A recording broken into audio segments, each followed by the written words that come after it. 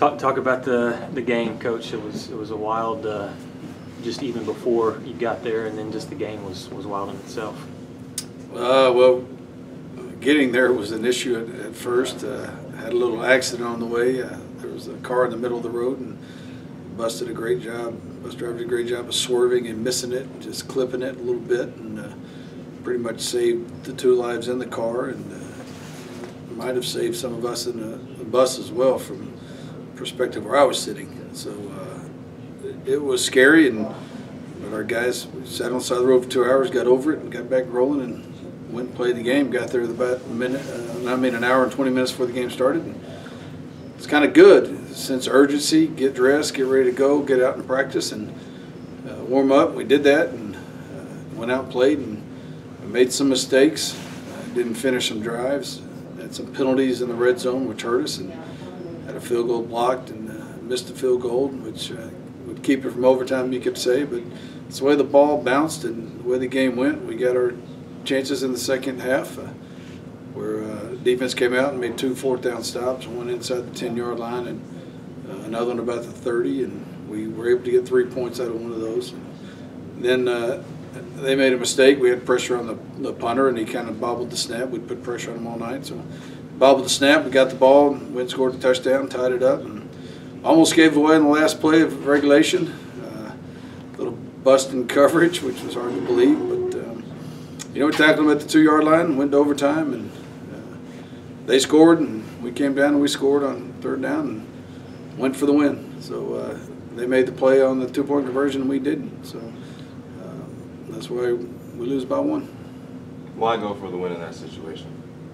Why do you go there to play? I mean, you go to play to win. I'm not going to sit there and go back to back and tie and tie and tie.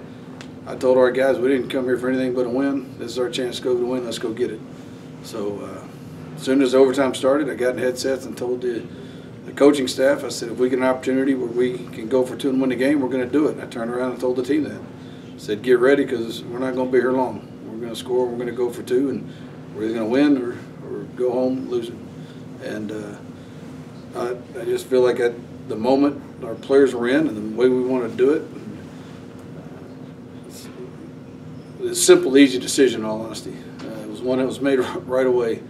And we're aggressive, we're going to be aggressive, and I want our players to know we're going to be aggressive, and as a coaching staff, and I got all the faith in our players and the offense and the call that was made, and they made a play we didn't. So your defense played really well. Midwestern, All-American caliber quarterback. They averaged 44 points a game, and you hold them to 24.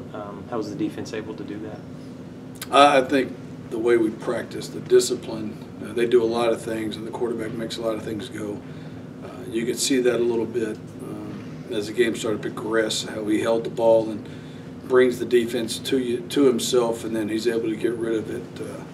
So we just played very disciplined on defense, and we made some breaks, and the ball got tipped up, and Tobias picks it off first play of the second half, and then later on in that half, the ball gets tipped again, and Joseph Barron's in a perfect position to go make a play. So I don't want to say it's luck. It's preparation for what they were doing, but there is some luck involved in that type of stuff.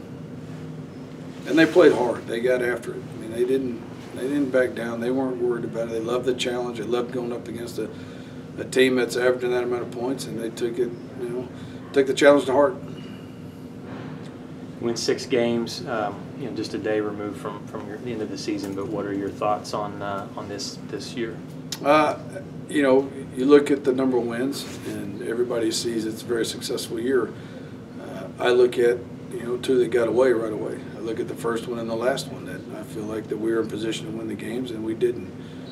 Then I look back, and there's 2 games we really didn't show up for, and we got to fix that. I'm proud of our team. I'm proud of the way we played. I'm proud of the way we ended the year with 1 win and then a really close game. But we want to be practicing this morning, and you got to get in the playoffs for us to do that. So a lot to build on. Definitely, we'll say that. But it'll always sting a little bit when you look back, and so those will be in the back of our minds as we go in to start preparing for this 2019 season. And kind of piggybacking off of Lucas's question, you mentioned in a couple of interviews how you're looking to continue to build this team, bring in players with the character, the drive, the moment. Just from this season alone, what have you learned from this squad as it continues to build in the way you see fit? I think everything that we're trying to do as a staff here was evident Saturday at the end of the game when you saw the players hurting, not because of the loss, but because of the fight and the drive they had for each other, and how we became close-knit, which really allowed us to win those 6 games. There was true pain for each other, where that to me is a sign of growth and maturity to know that we're in the right direction. And our players right away that are coming back, we had a meeting last night to get things rolling, and they're ready to make a pact with each other, and that's the accountability that I'm trying to bring here for our players to police themselves and do things.